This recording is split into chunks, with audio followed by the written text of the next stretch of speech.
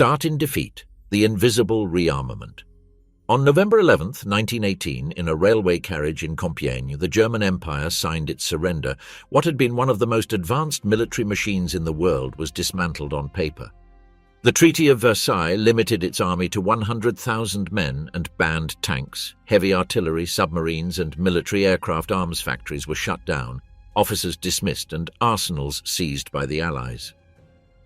But beneath that surface of defeat, in the offices of Berlin and the ruins of the Potsdam barracks, the most silent rearmament in modern history began. The new Reichswehr, led by General Hans von Seeckt, was officially established as a defensive force, but its true purpose was to prepare for the Reich's military rebirth. Seeckt, methodical and cold, forbade his officers from lamenting defeat. They were to study how Germany would win the next war. In discreet offices, the Truppenamt, the so-called Troops Department, which replaced the banned General Staff, preserved the archives of the Imperial Army and rewrote combat manuals. There, tactics were discussed, the Somme and Verdun fronts were analyzed, and a revolutionary idea was tested: mobile warfare, fast, mechanized, based on speed and coordination. The restrictions imposed by Versailles forced a shift in thinking. At the training grounds of Königsbrück and Doberitz, tank maneuvers were replaced by bicycles and pickup trucks disguised as tractors. Artillery exercises were conducted with wooden cannons and simulators. Photographs show groups of young officers peering through empty sights, while Seeckt walked the ranks with his hands clasped behind his back, noting every mistake. Behind this apparent austerity, a new doctrine was taking shape. The small army had to be so efficient that when the time came, it could expand in a matter of months. The defeat had left thousands of armed veterans adrift. In the streets of Berlin and Munich, the Freikorps emerged. Nationalist militias that fought strikes and communist uprisings, they were the remnants of the old imperial army, hardened men without jobs or civilian allegiance, but with experience in modern warfare. Their ranks included future Nazi officers, pilots, artillerymen, and technicians. By 1920, the uniform had once again become a symbol of authority. In cities like Hamburg and Breslau, the Freikorps marched to military music and black flags, concealing their true function. To serve as a reserve for the banned army, meanwhile, German industry was learning to reinvent itself. Factories like Krupp, Rheinmetall, and Mauser, officially dedicated to civilian production, secretly maintained sections where experiments were conducted with steels, engines, and projectiles. In Essen, furnaces continued to burn at night, and blueprints for new cannons were stored in underground vaults. The Ministry of Defense used accounting codes and falsified contracts to fund military research under innocuous names: Agricultural Machinery Program or Advanced Metallurgy Study. Rearmament also required a skies. In 1922, a secret flight school was founded at the Soviet airbase in Lipetsk. There, far from the eyes of Allied inspectors, German pilots flew Soviet aircraft under false registrations. The instructors were former officers of the Luftstreitkräfte, German Air Force, and the students included future Luftwaffe generals. Aerobatics, bombing runs, and combat maneuvers were rehearsed in the snow-covered hangars. Soviet photographs show aircraft without markings and men in uniforms without insignia.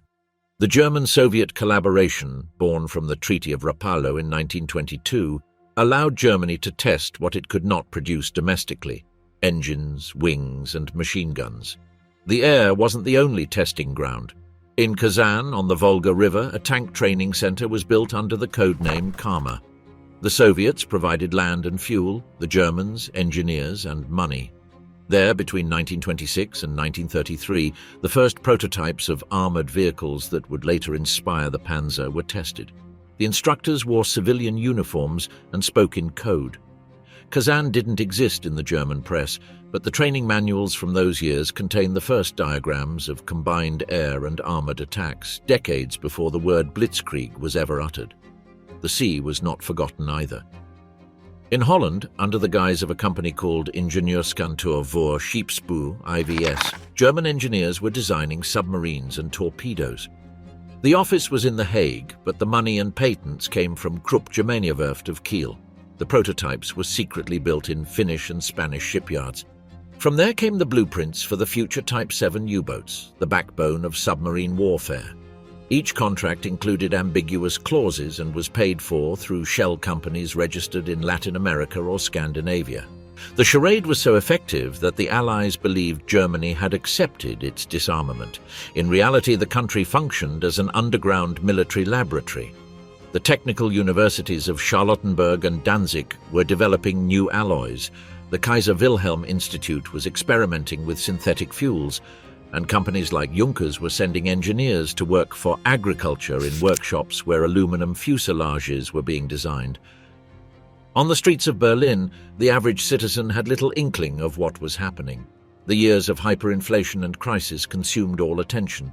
But in the military academies, the workshops of Essen and the Soviet bases, a small group of men was rebuilding lost power. They were not driven by ideology, but by a national conviction. War was inevitable, and Germany had to be ready. The press spoke of disarmament, the Truppenamt archives of reorganization. The army studied the errors of 1918 with clinical meticulousness. It was concluded that the defeat was not technical but political.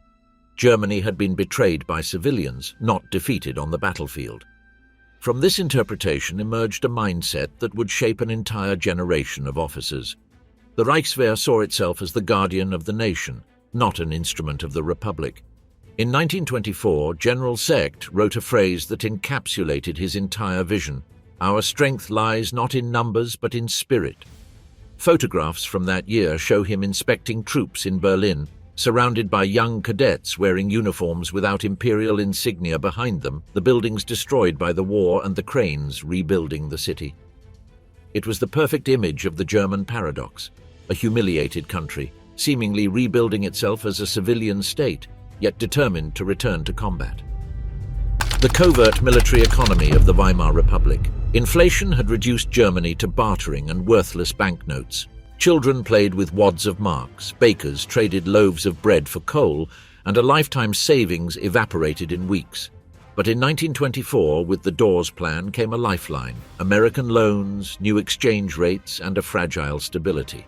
Berlin filled with cafes, cars, and electric lights. In the eyes of the world, the Republic was recovering. However, beneath this veneer of modernity, the state and industry began a silent cooperation that laid the foundation for the future Nazi arsenal.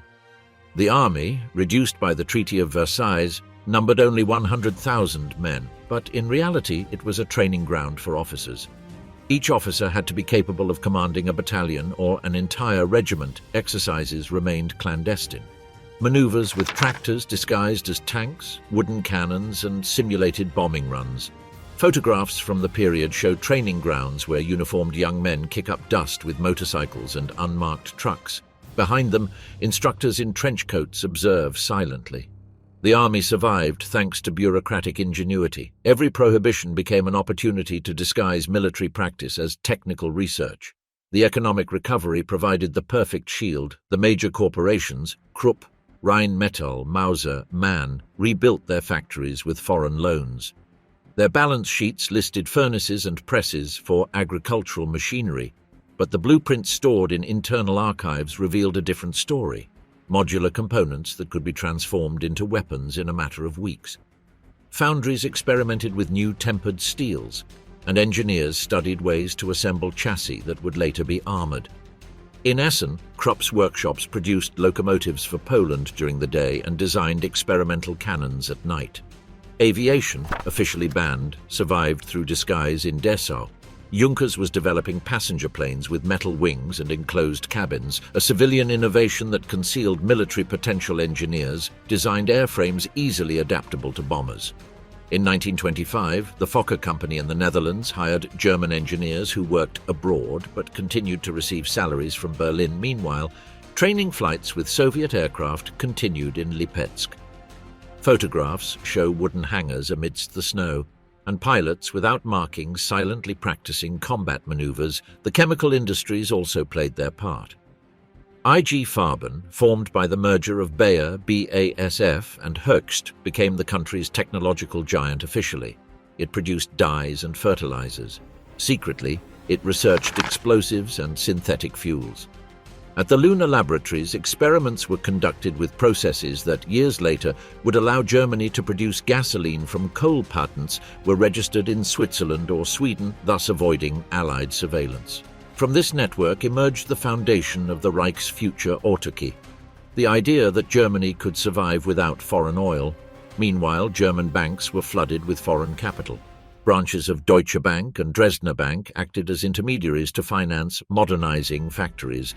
American loans, intended to stabilize the economy, ended up fueling the industrial expansion that would later serve rearmament. In Hamburg and Bremen, the cranes were moving again. In the Ruhr, coal returned to the furnaces. Every foreign investment strengthened the infrastructure that would later feed the war industry. The Weimar government, desperate for stability, preferred to look the other way. Allied inspectors focused on barracks, not factories. And when reports of suspicious production reached Paris or London, diplomacy diluted them with promises of cooperation. Germany had been actively participating in the League of Nations since 1926, projecting an image of a country reconciled with peace. Newspapers showed pictures of Foreign Minister Gustav Stresemann shaking hands with French diplomats, while in the cellars of Essen, the war machines of the future were being fine-tuned. Technical schools and universities were essential. The Charlottenburg Technical University promoted projects in aerodynamics, metallurgy, and applied mechanics. Engineers, trained during the height of the crisis, grew up with a dual mindset, designing for peace but with war in mind. In university workshops, models of experimental airplanes and tanks were manufactured, officially for applied physics studies. In reality, they were miniaturized prototypes of the weapons that would later roam Europe. The technical manuals of the time, printed on yellowed paper, spoke of high-pressure materials and reinforced fuselages for civilian use. It was the coded language of armed reconstruction. The naval sector also moved with secrecy. In 1926, the Reichsmarine, the Navy of the Republic, commissioned scientific studies on hull strength and propulsion systems. The Kiel and Wilhelmshaven shipyards declared themselves civilian enterprises but maintained restricted workshops where submarine designs were experimented with collaborations with the Dutch company. IVS continued, developing prototypes that after 1935 would become the Kriegsmarines Type 7 and 9 submarines. In the technical drawings of the time, the word submarine never appears. They are referred to as vessels for oceanographic studies. German society, exhausted by inflation and politics, failed to perceive the military underpinnings of this recovery. The streets filled with advertisements, cinemas and cafes. Berlin in the 1920s became a symbol of modernity and hedonism. But the boom came at a price. All prosperity depended on foreign credit, and that money, which seemed to finance the Republic's cultural renaissance, was actually rebuilding its military capacity. It was a paradox that diplomats in London and Washington refused to acknowledge defeated Germany was raising a new army with loans from its enemies.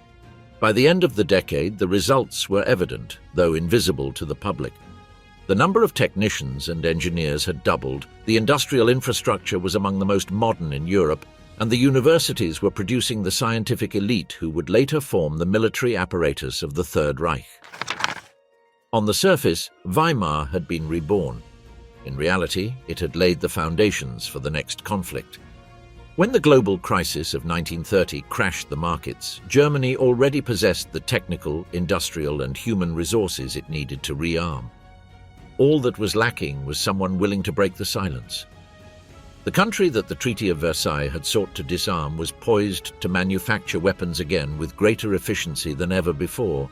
The workshops of the Ruhr, the laboratories of Leuna, and the academies of Charlottenburg were pieces on a chessboard that no one could see in its entirety. Weimar had learned to survive on the fringes of the law. And on those fringes, the future of the Reich was already taking shape. The economic downhill and the opportunity of steel. The Wall Street crash reached Germany like an invisible wave. In 1930, the factories of the Ruhr began to fall silent, the furnaces were extinguished, and the trains ceased transporting coal and steel. Industrial cities like Essen, Dortmund, and Bochum were shrouded in a grey fog and a metallic silence. Millions of workers were laid off within months. Berlin's cafes emptied, markets closed, and lines for soup stretched outside churches. In this devastated landscape, the Weimar dream of prosperity collapsed. but at the same time, the crisis offered an unexpected opportunity. The dormant war industry found a justification to restart its machinery. Heinrich Brüning's government implemented a brutal austerity policy. It reduced wages, cut public spending, and raised taxes. The Ruhr workers, accustomed to 10-hour days in foundries and mines, found themselves without work or hope. Photographs from the time show entire avenues of men with their arms crossed, waiting in front of signs that read, "Keine Arbeit," no work. Amid this social void, the factories struggled to survive, and the old connections with the army were reactivated. In Essen, Krupp resumed heavy steel production under the pretext of manufacturing railway cars and industrial machinery, but the parts were too thick, the axles too reinforced. Allied inspectors lacked the resources to inspect every shipment, and companies learned to manipulate definitions. A cannon might be listed as a pressure tube, an armored chassis as a construction tractor. In the factory yards, shell molds were covered with tarpaulins. When visitors arrived, engineers worked at night under the yellowish light of gas lamps, reviewing blueprints that bore false serial numbers in the margins. The banks could no longer sustain lending, and the flow of dollars dried up, but Germany's major industries had hidden reserves. Years of profits had been invested in infrastructure, tools, molds, and heavy machinery. The Ruhr workshops could restart production in a matter of weeks. The men who ran them, like Gustav Krupp and Fritz Thyssen, were patriots convinced that Germany had to rebuild its military power to survive with or without government permission. They continued to fund research projects. The recession, paradoxically, accelerated cooperation between industry and the military. In 1931, the heads of the Truppenamt, the covert general staff, drafted a secret memorandum on the need to plan industrial expansion for national defense. The country was divided into regions of potential military production: steel in the Ruhr, chemicals in Luna, optics in Jena, engines in Bavaria. Each area was to be capable of converting itself to war industry without relying on foreign suppliers. In Berlin, the Ministry of Defense established direct contact with factory directors under the pretext of civilian preparation. What the Treaty of Versailles had sought to prevent was transformed into a clandestine network linking the economy and the military in the streets. Politics was becoming increasingly radicalized. Unemployment fueled despair, and despair anger. Extremist parties, both communist and Nazi, filled the rallies in the working-class neighborhoods of Berlin and Hamburg. Clashes between the KPD's red shirts and the NSDAP's brown shirts became commonplace amid tear gas and banners. A narrative began to gain traction. The enemy was not outside, but within. In the Weimar, politicians, the bankers, the traitors of the treaty, unemployed workers began marching behind swastika flags, not out of ideology, but out of hunger. While the Nazis promised jobs, order, and pride, industrialists sought stability. Many did not share Hitler's racist rhetoric, but they understood its usefulness. In 1932, contacts between the NSDAP and major business leaders intensified in private meetings at villas in Berlin and Düsseldorf. Hitler addressed the owners of the Ruhr. He promised to abolish the trade unions, break the Treaty of Versailles, and guarantee state contracts to rebuild Germany. The men in dark suits listened in silence, aware that this fringe politician could be the key to reviving their factories. The global crisis had left the state without resources, but the German economy still possessed a formidable structure. Thousands of engineers, technicians, and skilled workers were unemployed, awaiting direction. Technical schools and laboratories remained fully equipped. A simple political decision was all it took to transform unemployment into military production. And that decision came in 1933, when the new government promised to get Germany back on its feet through work and steel. While newsreels showed scenes of hunger and misery, the Ruhr's offices were buzzing with activity. Krupp was signing contracts with the Ministry of Defense. IG Farben was offering to develop domestic fuels to reduce dependence on foreign oil. Siemens was resuming research into military radio and communications. The factories weren't yet producing weapons, but they were preparing to do so. The steel economy became both a refuge and an instrument of national redemption. In the winter of 1932, the warehouses of the Ruhr began to fill with materials: steel plates, turbines, gears, tools. Workers gradually returned to the factories, though without knowing exactly what they were building. "Germany is working again," the newspapers proclaimed. But the noise of the machines was not just a sign of recovery. It was the prelude to rearmament. Poverty had united the extremes. Industrialists needed a strong state, the military needed factories, and politicians needed a cause. The global depression had shattered the liberal economy, but it had also unleashed national resentment. Amid the smoke of burning furnaces and promises of order, the war-torn country prepared for another. Steel, once a symbol of industrial modernity, was once again the metal of power when Adolf Hitler was appointed Chancellor on January 30th, 1933. Germany was no longer a defeated country. It was a machine with its engine running, waiting for the driver who dared to step on the gas.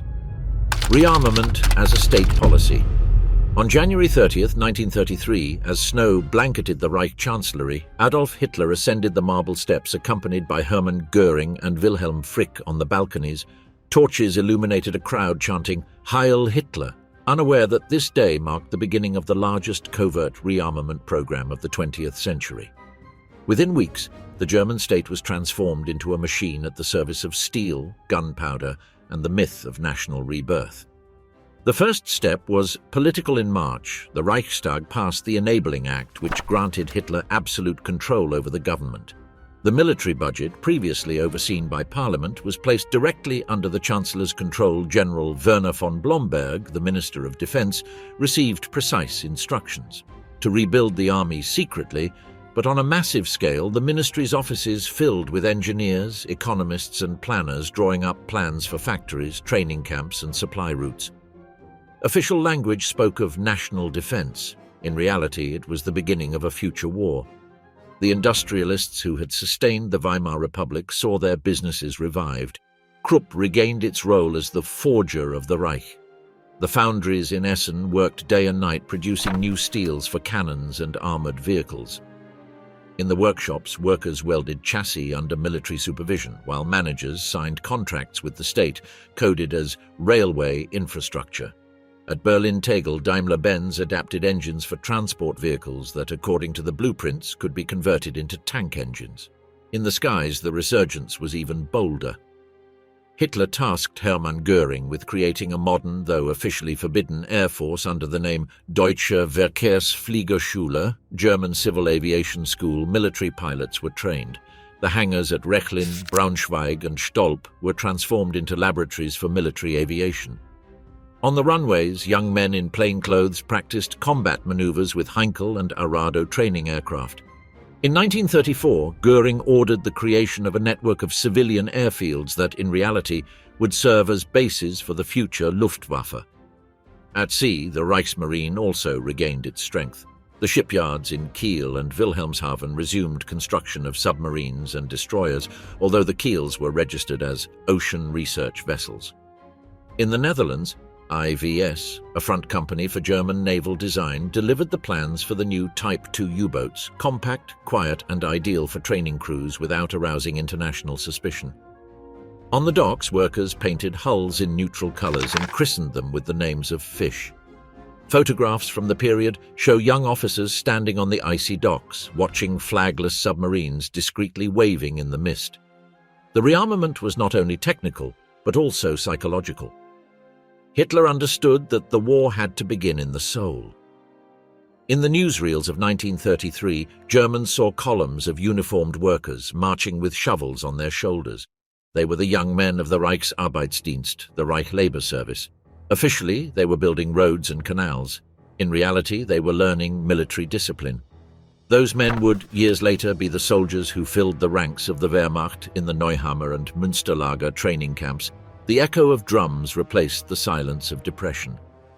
Propaganda accompanied every step. Joseph Goebbels transformed rearmament into a national epic.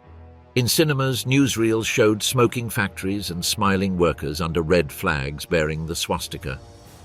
In his speeches, Hitler spoke of restoring German dignity and breaking the chains of Versailles. In cafes, workers discussed the news with a pride that made them forget the years of hunger. The images of the new Reich showed chimneys, not cannons, tractors, not tanks. But the message was clear. Germany was standing again. Meanwhile, the army was quietly expanding. By 1934, the Reichswehr had quietly surpassed 200,000 men.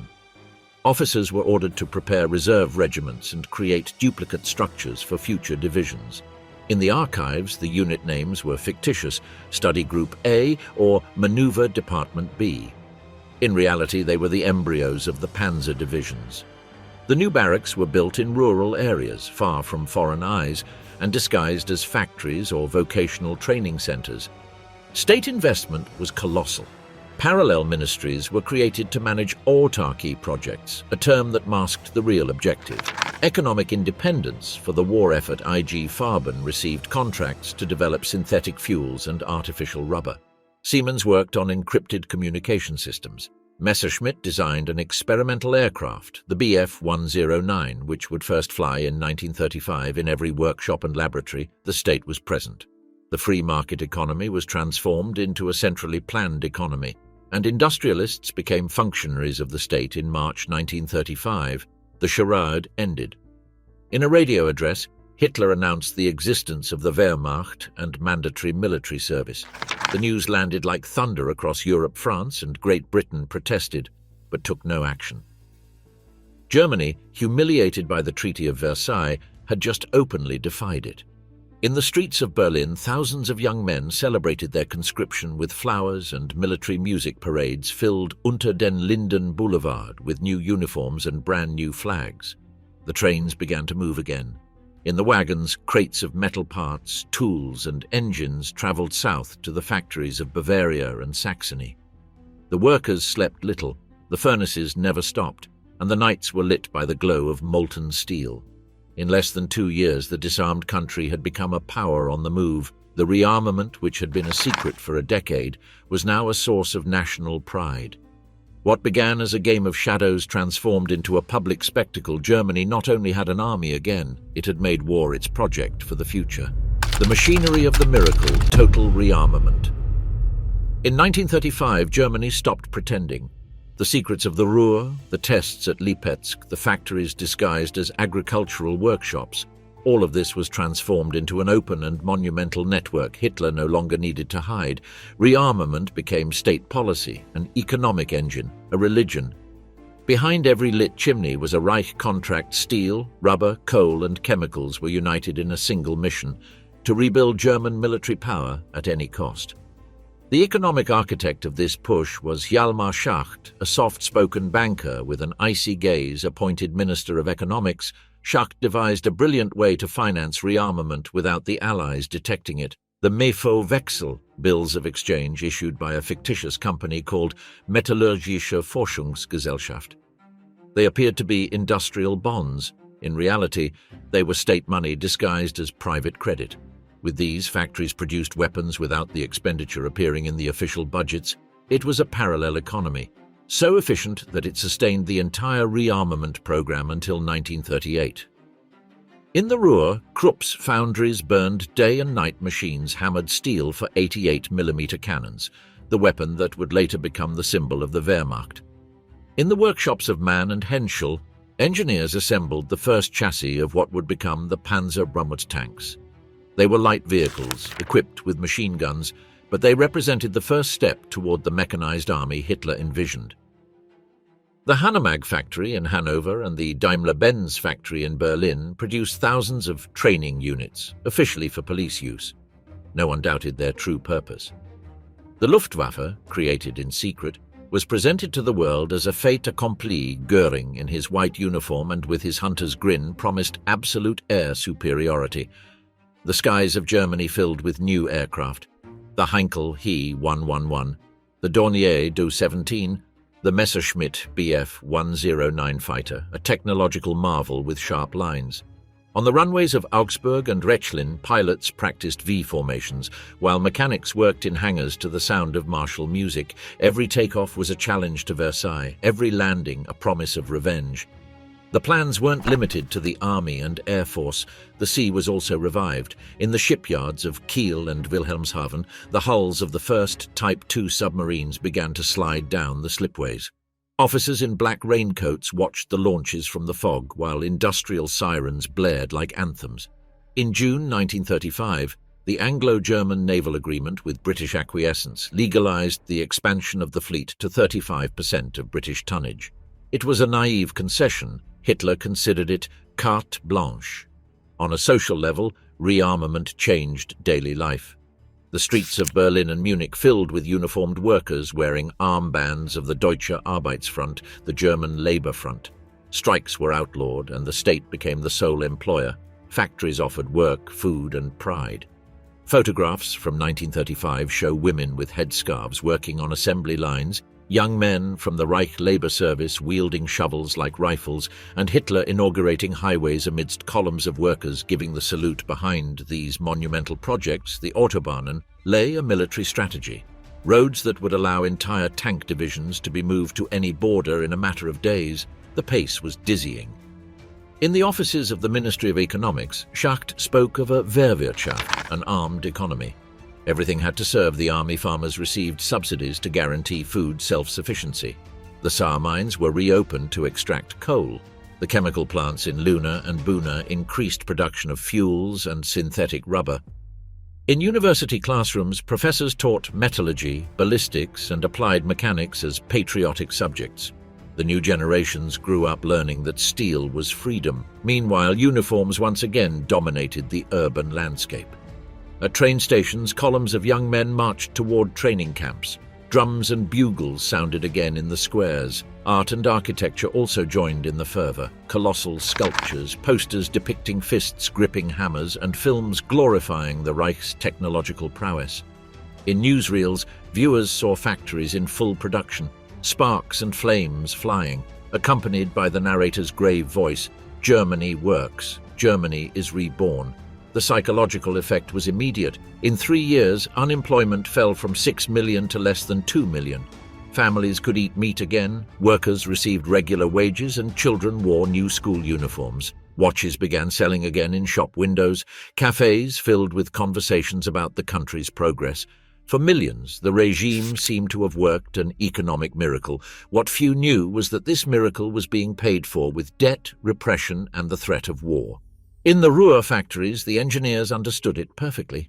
Orders increased every week, blueprints arrived stamped with the Reichsadler emblem, and trains departed eastward loaded with metal parts. The nights were illuminated by the glow of molten steel. Germany had transformed defeat into a perfectly functioning military production machine. Every nut, every weld, and every ton of coal was part of the new army that no longer needed to hide.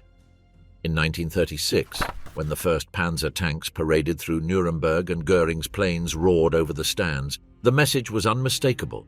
The Reich was armed again. The cheers, banners, and anthems drowned out the clang of forges. The country that had sworn never to take up arms again had become the most prepared to do so. Rearmament was no longer a secret or a necessity. It was national pride, and soon it would be destiny. The economy of the Third Reich and the engine of war.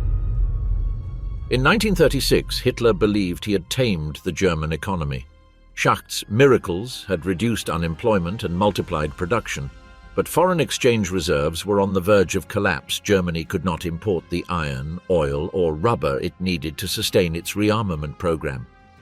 The Reich's warehouses were full of incomplete tanks, planes without fuel, and factories producing more than the country could pay for. The illusion of power was beginning to show cracks. It was then that Hitler decided to transform the entire economy into an organism at the service of the war effort. On September 4, 1936, at a meeting in the Reich Chancellery, Hitler announced the 4-year plan. He placed his most fanatical and ambitious man, Hermann Göring, at its head. His task was simple yet all-encompassing: to prepare Germany for war within a maximum of 4 years. The economy was to cease being dependent on the market and respond solely to the needs of the army. The Reich would become a self-sufficient fortress, capable of producing everything within its borders.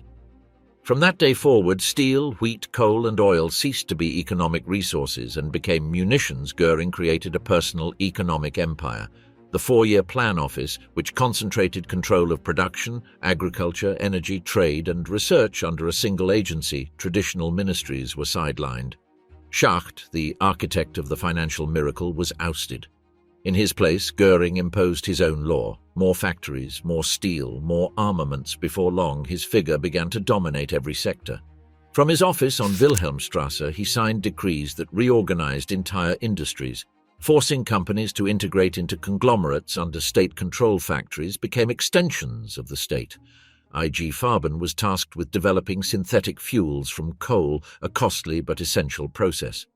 In Luna and Auschwitz-Monowitz, laboratories worked tirelessly to distill synthetic gasoline, the future fuel for the panzer tanks.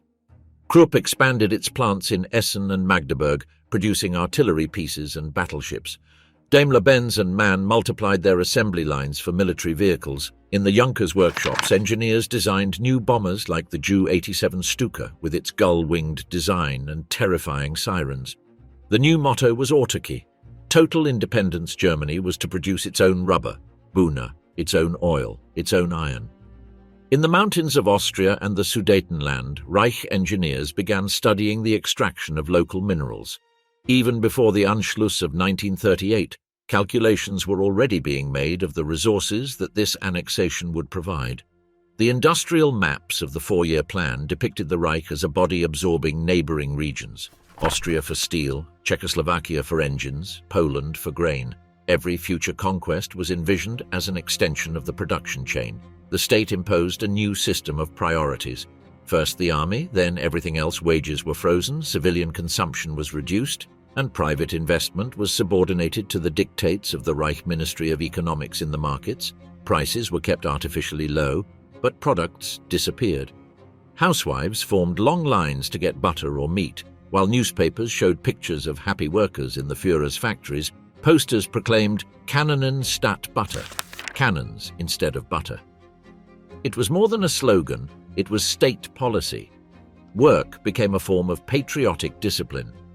In factories, clocks ticked 12-hour shifts and party songs replaced breaks. Workers were required to salute their supervisors with outstretched arms. Women were promoted as Reich mothers, tasked with sustaining the productive effort from their homes. In the countryside, the Reich Food Service organized agriculture like a military division. Harvests were counted as strategic reserves, and each farm received a state registration number. The entire economy had been militarized. The industrial landscape changed. Where abandoned mines once stood, steel complexes like Reichswehr Hermann Göring, founded in 1937 in Salzgitter, sprang up. It was the symbol of the new order, a gigantic state-owned enterprise dedicated exclusively to producing iron and steel for the war effort. Thousands of workers arrived from all over the country, housed in guarded barracks. Photographs show colossal cranes, mountains of ore, and locomotives loading wagons that disappear into the mist. Salzgitter became a city of steel, a monument to the industrial power of Nazism. The planning reached every corner. In laboratories, scientists developed more powerful explosives and heat-resistant materials for aircraft engines. In technical schools, subjects like war economy and technology for national defense were taught. Young people learned that work was not a means of survival, but a form of combat. Every hammer blow, every weld, every hour on the assembly line was considered an act of patriotism. By the end of 1937, the German economy seemed unstoppable, but the cost was invisible: suppressed inflation, a shortage of foreign currency, and the depletion of natural resources. Nevertheless, the regime did not stop. Hitler demanded more steel, more airplanes, more tanks. "If we don't have raw materials, we will conquer them," he said in a meeting with his generals. On the maps hanging in the Reich Chancellery headquarters, the arrows marking invasion routes were also industrial supply routes. In 1938, with the annexation of Austria, the Reich obtained what it needed: mines, factories, gold, and a wave of skilled workers. The Danube mills were integrated into the four-year plan network. Trains loaded with ore began crossing the border. Unchecked Vienna's bells rang out in celebration of the union with Germany, but the metallic echo reverberating through the factories was the hammer of rearmament. The annexation and industrial expansion of the Reich. The entry of German troops into Vienna on March 12, 1938, marked the turning point between secret rearmament and open economic expansion. While crowds threw flowers and chanted "One people, one Reich, one Führer," behind the scenes, engineers, accountants, and officials of the four-year plan occupied the offices of Austrian factories. Within days, the industrial machinery of the Danube became part of the Reich. What appeared to be a political union was, in reality, a gigantic economic operation. the planned absorption of mineral resources, factories, workers, and foreign currency. The spoils were immense. Austria contributed its iron mines at Eisenerz, the metallurgical plants in Linz, and the gold reserves of the National Bank to the Reich, all of which were immediately transferred to Berlin. German companies seized entire factories. Krupp took control of the Austrian blast furnaces, IG Farben of the chemical industry, and Voestalpine was integrated into Ruhr steel production.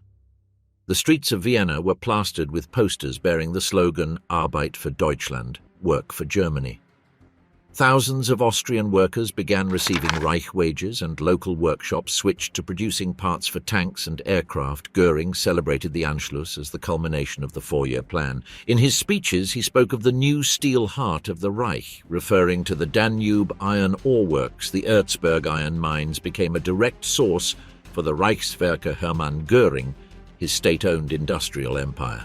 Photographs from 1938 show convoys of trains loaded with ore heading north, escorted by soldiers wearing swastika armbands. Each train car represented an economic victory. Just a few months later, the Reich's gaze turned east. Czechoslovakia was the next target, and not only for ideological reasons. The country possessed one of the most advanced industries in Central Europe. Skoda armaments factories in Pilsen, Tatra truck plants, and refineries that supplied much of the continent from Berlin. Göring and the executives of Krupp and Rheinmetall were already discussing how to divide up the Czech factories before the invasion had even begun. In September 1938, the Munich Agreement handed the Sudetenland over to Germany without a shot being fired. Behind the border, German engineers arrived before the soldiers' Skoda's factories were nationalized, and within weeks they were producing for the Wehrmacht. The LT Wiesdauer 35 tanks, renamed Panzer 35T, were integrated into the German divisions that would soon enter Poland-Czech workshops for ammunition, optics, and engines worked day and night under the supervision of the Reich. The annexation of Austria and the occupation of Czechoslovakia not only expanded Germany's territory, but also transformed its productive capacity overnight. The Reich doubled its iron and steel reserves, added millions of skilled workers, and gained access to modern industrial plants. The roads along the Danube and in Bohemia filled with trucks bearing the swastika. Maps from the Ministry of Economics depicted a new industrial heartland stretching from the Ruhr to Moravia, a network of factories connected by rail and subordinate to Berlin. While Europe looked forward to peace, Germany was achieving wartime self-sufficiency. By 1939, the factories of Skoda, Tatra, Steyr, Voestalpine, and Reichswehr Göring were operating in a coordinated fashion. German technicians introduced quality control systems and military-style production schedules. Sirens marked shifts with martial precision. In the workshops, signs read, "Iron knows no rest." Austrian and Czech workers, many now under military supervision, were building the components that would arm the Wehrmacht's armored vehicles. The effect was immediate. Crude steel production exceeded 22 million tons annually, and the number of aircraft manufactured tripled between 1937 and 1939. Foreign exchange reserves obtained from Austrian gold allowed for the import of oil and machinery until synthetic fuels were available. The Reich had achieved what even the four-year plan had failed to guarantee: material independence to wage war. The atmosphere in Germany was euphoric. Newsreels showed Hitler waving from the balcony of the Hofburg Palace as crowds chanted his name. In the streets of Berlin, shop windows displayed portraits of the Führer alongside industrial slogans: "One nation, one force, one economy." The public works and parades masked a more sinister reality. The country had been transformed into a total war economy before the war even began. In the hangars at Rechlin, Heinkel He 111 bombers lined up under the nightlights. At the Kiel docks, the hulls of Type 7 U-boats awaited launching. On the newly opened highways, convoys of military trucks transported engines, fuselages, and ammunition eastward. Everything was ready. Austria had provided the steel, Czechoslovakia the tanks and the factories. Germany had once again become an armed industrial empire. The annexation was not merely a territorial expansion, it was the culmination of a strategy that had begun 2 decades earlier in the offices of the Truppenamt. Every occupied factory, every exploited mine, and every mobilized worker were cogs in a machine that moved forward relentlessly. By 1939, the Reich no longer needed to prepare for war. War had long been its natural mode of existence. The economy of steel in fire, final preparation for war. In 1939, Germany was a firestorm. The blast furnaces of the Ruhr roared like volcanoes. The foundries along the Danube and the factories of Bohemia hammered away without pause. The air in Essen smelled of molten iron and burnt oil. Every night, trains departed eastward, loaded with sealed wagons. Unmarked but all destined for military use, the Reich had transformed into a beehive where work, control and war were one and the same. The 4-year plan, conceived as a temporary instrument, had become the nervous system of the Third Reich. Goering managed it like an economic general, signing production orders that ranged from tractors to submarines. Private factories were subordinated to the state, and the free economy had vanished beneath a web of decrees and controls. Industrialists were no longer entrepreneurs, but cogs in the machine of power. Krupp, Siemens, IG Farben and Junkers produced in a coordinated fashion, fulfilling quotas dictated from Berlin. The priority was absolute: weapons, fuel, vehicles and steel. The Reich Ministry of Economics calculated every ton with military precision. Engineers at the Reichswehr Hermann Göring extracted low-grade iron ore in Salzgitter and mixed it with Austrian ore to compensate for the lack of imports in Luna and Auschwitz. IG Farben plants produced thousands of tons of synthetic gasoline and synthetic rubber. Every liter of fuel, every roll of Buna steel was counted as combat power. In the shipyards of Kiel and Wilhelmshaven, the hulls of the Type 7 and 9 U-boats were assembled under strict supervision. Sirens signaled the workers' shifts, and novice sailors learned to operate the new magnetic torpedoes. Photographs of the docks depict a Germany ready to sink its enemy even before declaring war.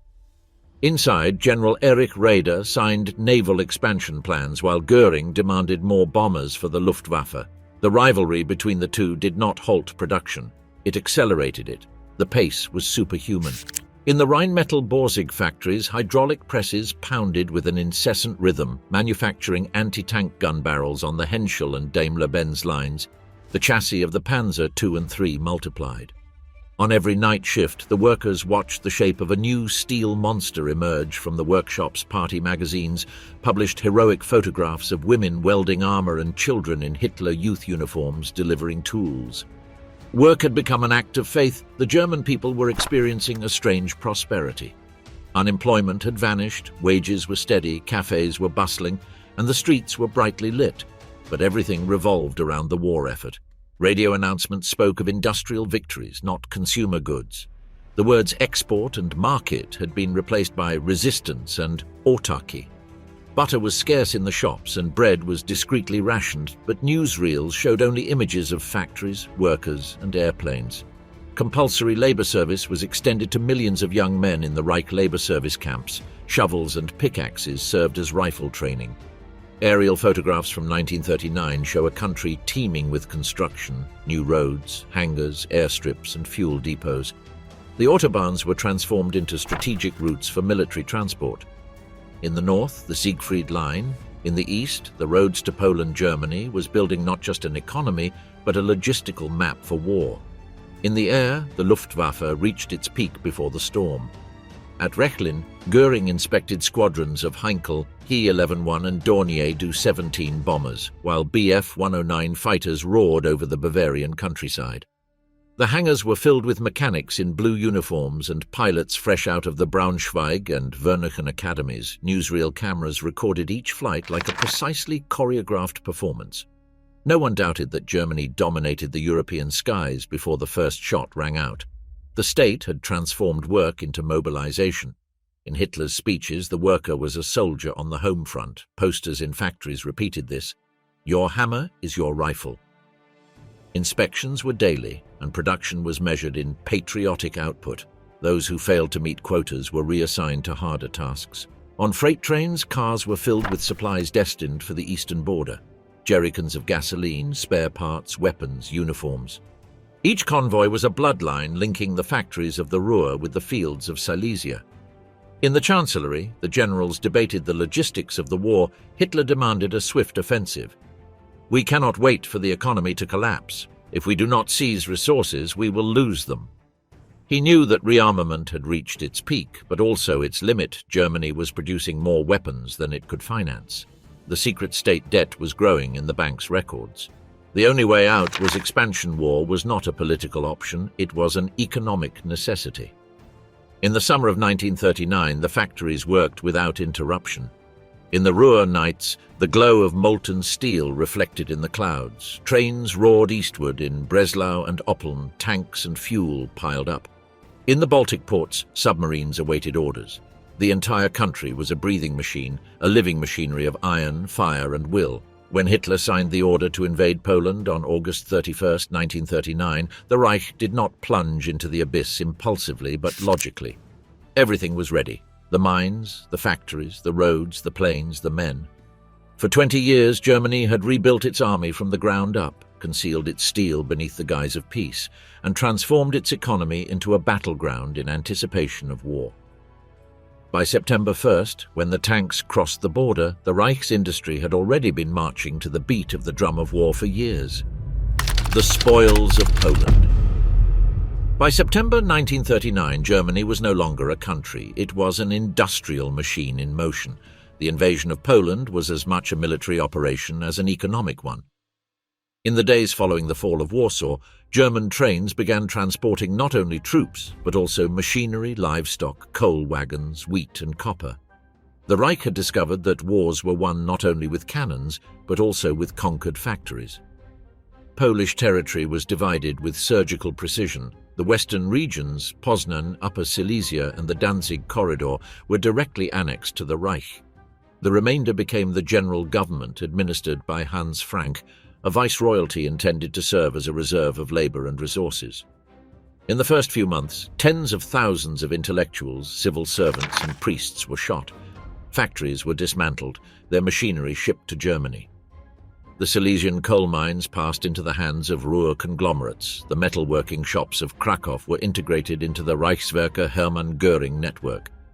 As the soldiers advanced, the engineers followed. Officers with folders instead of rifles toured the factories, cataloguing machinery, classifying raw materials, and reorganizing production. The looting was methodical.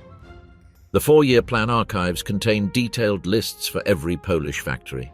Number of workers, engine power, foundry capacity. Every usable installation was dismantled and shipped to Germany or converted to manufacture artillery pieces. Behind the front, the country was silently being emptied. The same pattern repeated itself as the Wehrmacht advanced westward. In April 1940, the occupation of Denmark and Norway secured the Swedish iron ore, transported through the port of Narvik, vital to German furnaces in May. The Reich's armies crossed the Netherlands, Belgium and France, and within 6 weeks half of Europe was under its control. The continent's economic map changed forever. The Reich became the center of a network of extraction, production and forced labor. In France, the iron mines of Lorraine and the factories of the Lille region were incorporated into the German industrial apparatus. French managers of companies like De Vendel and Renault were forced to work under military supervision. In the Netherlands, printing presses and shipyards produced for the Kriegsmarine. In Belgium, Cockerill's steelworks smelted steel for the Reich. Everything was organized through a system of fictitious compensation. Germany paid with credits that could never be converted. The occupied economy functioned as a prosthesis for the Third Reich. The looting was total. In Paris, the banks were emptied, the gold bullion moved to Berlin. In Warsaw, trains loaded with food and textiles bound for the West prices, wages and exports were fixed by German commissars. The German currency, the Reichsmark, was imposed as the standard of exchange, turning the occupied countries into economic colonies. Essential goods disappeared from local markets. Hunger became commonplace. Meanwhile, in Germany, the shelves remained fully stocked, and propaganda showcased the prosperity of the victorious Reich. The large corporations benefited directly. IG Farben took over Francolor, its French equivalent, and controlled the entire chemical industry of Western Europe. Krupp and Rheinmetall received concessions in Czech and French factories. Reichswehr Göring absorbed the mining industry of Lorraine and the iron ore industry of Norway. Each conquest added new branches to the Nazi industrial empire. Foreign workers deported by the millions filled German factories, Poles, Czechs, French, and later Soviets. By 1943, 1 in 3 workers in German industry would be either forced laborers or foreigners. Despite appearances, the system was unstable. Captured factories produced less than in peacetime. Resistance, sabotage, and material shortages limited output. Germany depended on absolute control of rail transport and slave labor to sustain its production. Every wagon crossing Europe carried, in addition to coal and steel, the weight of coercion. The dream of autarky had become a predatory empire. The orders from the Ministry of Economics were clear. All of Europe had to produce for Germany, the collaborationist governments obeyed, the conquered peoples suffered. The fields of Poland and Ukraine would feed the army, French and Czech factories would manufacture weapons, and Swiss banks would launder the gold in Berlin. The bureaucrats called this Continental cooperation. In reality, it was the most systematic plunder in modern history.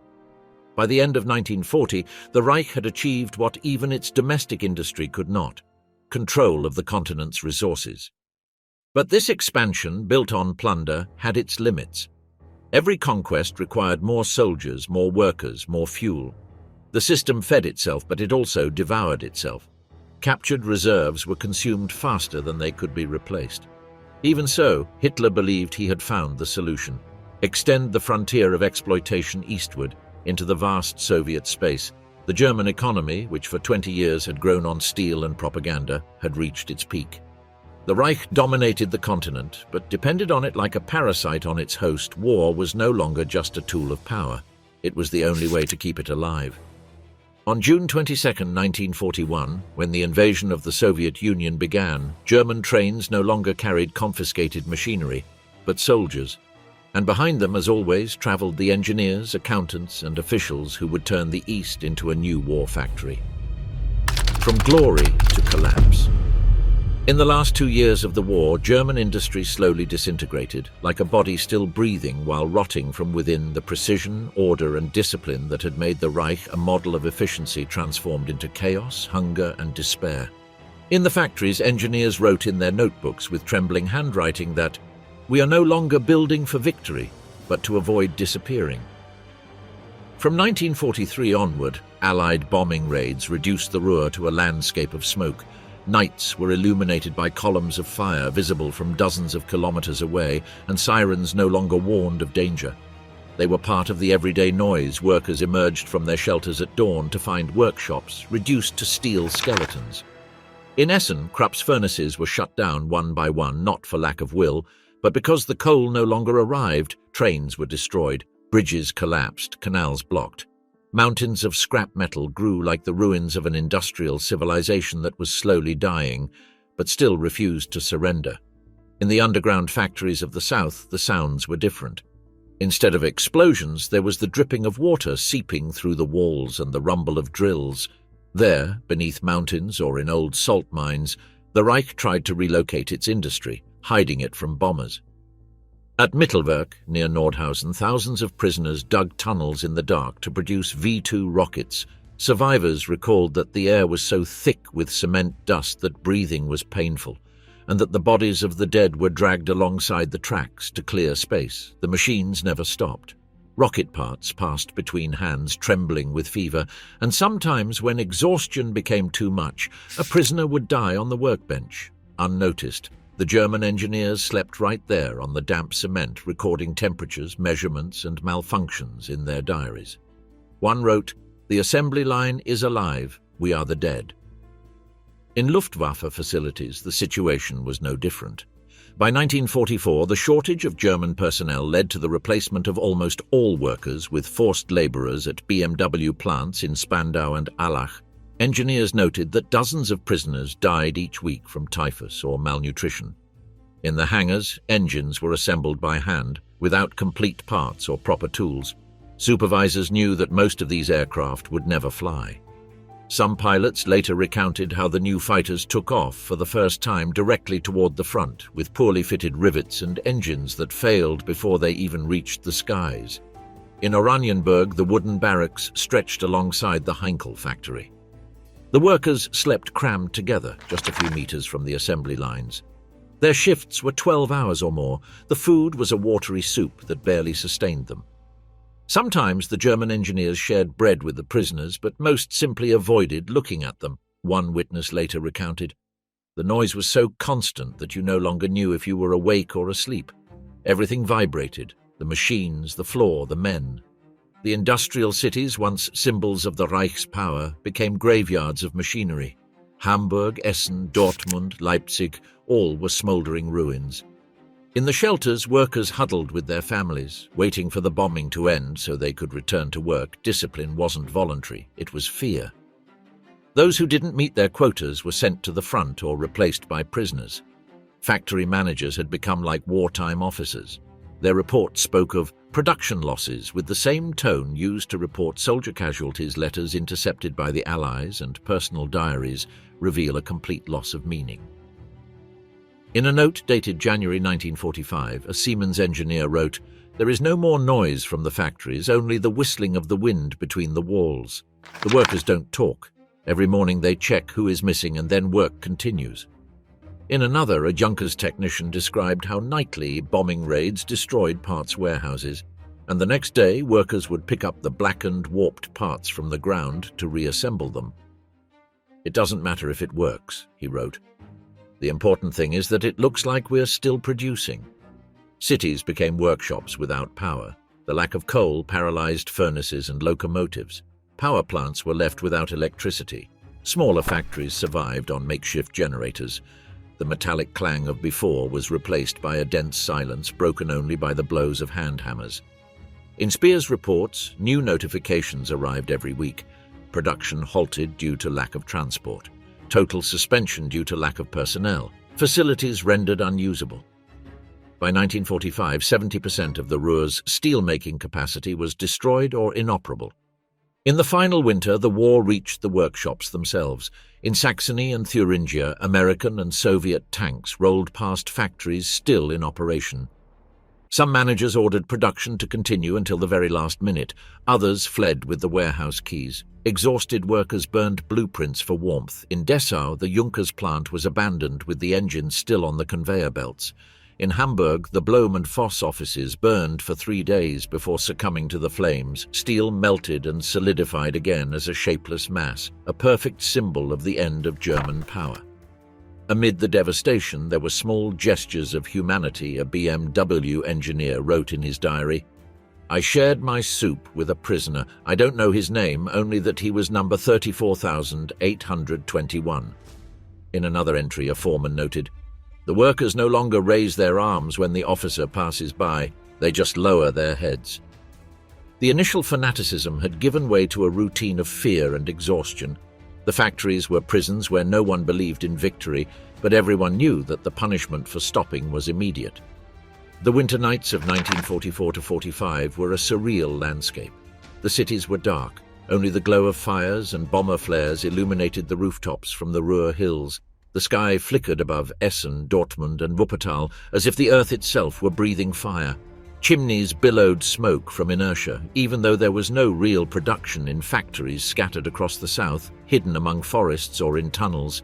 Engineers reviewed blueprints for impossible projects, jet fighters that would never fly, rockets without fuel, tanks that would never leave German soil. In the final months, Albert Speer himself toured the ruins and tried to maintain the illusion of control. He visited destroyed workshops and spoke to exhausted workers about the future reconstruction of the Reich. Many listened in silence, others simply did not respond. Records show that in February 1945 he ordered machinery to be moved south, but hardly any trains ever left. The rails were destroyed, the depots empty. The German industrial network, once the pride of the 20th century, had become a network of ghosts. Later accounts describe a country engulfed in the noise of collapse. One technician recalled that the war sounded like mechanical breathing, distant explosions, engines running out of fuel, footsteps on broken metal. The factories were caverns, the engineers, grave diggers in the Mittelwerk caves. The walls were covered in soot and names carved with nails by prisoners. As night fell, the echo of hammers mingled with the cries of those who could endure no more. When the Allies reached the ruins of the Ruhr, they found half-assembled machinery, unusable engines and mountains of bodies. The furnaces were cold, the cranes motionless. The surviving workers emerged from the shelters, their hands black with grease and coal dust, unable to speak. Some tried to light the boilers one last time, as if they didn't understand that the war was over. A British engineer wrote in his report, "We found factories still trying to produce even though there was no electricity or materials. They were working out of inertia, fear, or habit." This is how German industry ended, not with an explosion, but with a prolonged silence. The very workshops that had been emblems of modernity became steel tombs. The regime that had promised order and greatness left a country without energy, without transportation, without a voice. From the mines to the hangars, from the furnaces to the offices, everything the Reich had built to conquer the world ended up buried under the rubble. And among that rubble lay the notebooks, the tools, the traces of those who worked until the very end, no longer knowing if they were serving a country, a cause, or simply a machine that refused to die. The end of the largest military industry. The end of the Third Reich's industry was not merely a material collapse. It was the dissolution of a collective illusion. Germany had believed its power lay in the factories, in the smoke from the furnaces, in the trains that crisscrossed the continent. But in the end, those very elements turned against it. Steel became dust, coal silence, and men's shadows wandering among ruins. In the early months of 1945, the country was a map of open wounds from the air. Allied pilots described Germany as a grey mass of rubble. Aerial photographs showed miles of continuous destruction. Leipzig, Dresden, Hamburg, Cologne, Essen. On the ground, the landscape was even more stark. Chimneys still stood, but without fire. Factory rails twisted like broken bones. Workers walked among the dust and twisted metal, not knowing what to rebuild or why. In the factories that were still operating, time had stopped. Clocks were covered in soot. Sirens no longer signaled the shifts. Workers toiled aimlessly, without hope. In some Bavarian workshops, where Speer had tried to relocate part of the industry, production was limited to assembling parts with no purpose. Propellers were manufactured without engines, helmets without weapons, ammunition without gunpowder. Engineers filled reports with fictitious figures to give the appearance that the system was still functioning. It was a theatre of war where everyone knew the end, but no one could escape. The trains were skeletons. The convoys that had transported steel, soldiers, and prisoners no longer moved at the stations, the rusted carriages filled with rainwater. The locomotives had been cold for weeks. In the depots, the workers used the wooden sleepers as firewood. The smoke from coal, a symbol of industrial power, had been replaced by the smoke of fires and destroyed houses. In the villages, people tore down electrical cables from factories to use as rope boilers were dismantled to make stoves. Women hauled whole bricks from the ruins to sell or rebuild a wall. The Reich had promised 1,000 years. It lasted 12, and in the end, it left nothing but dust and hunger. The Siemens, AEG, and Telefunken technicians who survived the bombings documented a country where electricity was a luxury. Cables were cut, power plants destroyed, and transformers looted. In the working-class neighborhoods, the only light came from candles or fires still burning beneath the rubble. Furnaces that once melted metal were now used to heat bodies. Morality had dissolved along with the energy. The engineers, who in 1939 spoke of efficiency, progress, and the new German technological era, were writing in 1945 about rats, lice, and hunger in their diaries. The figures disappeared, replaced by descriptions of smell, cold, and fear. "The metal no longer sings," wrote a technician from Essen. "It only crunches as it breaks under boots." In the munitions factories of the East, the last workers labored under threat of execution. In some cases, when Soviet tanks approached, SS officers ordered the plants to be dynamited. The explosions lit up the valleys for hours. The Reich was destroying itself to leave nothing for the enemy. In Dessau, fuel depots burned for 3 days. In the caves of Mittelbau, engineers blew up entire tunnels with prisoners inside. German steel, which had shaped the war, was becoming its tomb. The degeneration was not only physical but spiritual. What had begun as a technology-based economy ended as one based on terror. The worker was no longer the engine of progress, but a cog in the machine of death. Production depended on the whip, on hunger, on fear. When that fear vanished with the impending defeat, everything collapsed. The prisoners abandoned the factories, the supervisors fled, and the machines fell silent. The Allies who entered Germany in the spring of 1945 found a country that was no longer producing but merely surviving on autopilot. In the Ruhr, the British found workshops filled with half-assembled parts. In Bavaria, the Americans found entire tunnels packed with unused engines. In Berlin, the Russians discovered underground factories converted into mass graves. The floor was covered with steel shavings, bones, and rusted tools. In occupation reports, Allied engineers described a paradox. Germany had reached the pinnacle of industrial sophistication in its history just before its total destruction. Its machines were precise, but there was no electricity. Its factories were gigantic but empty. Its workers numbered in the thousands, but they were starving. It was an industrial civilization that had reached its technical peak at the very moment it was morally collapsing. Some German engineers, aware of the impending collapse, tried to salvage what remained of their technical expertise. They hid blueprints, destroyed archives, or handed them over to the Allies in exchange for food. Large industrial libraries were looted. The designs for the Messerschmitt 262, the V-2 rockets, and the BMW turbines were sent to London, Moscow, and Washington. What had been the pride of the Reich became post-war scientific spoils. Germany ceased manufacturing but continued to provide knowledge to those who had defeated it. In the final days, industry was nothing but a shadowy landscape.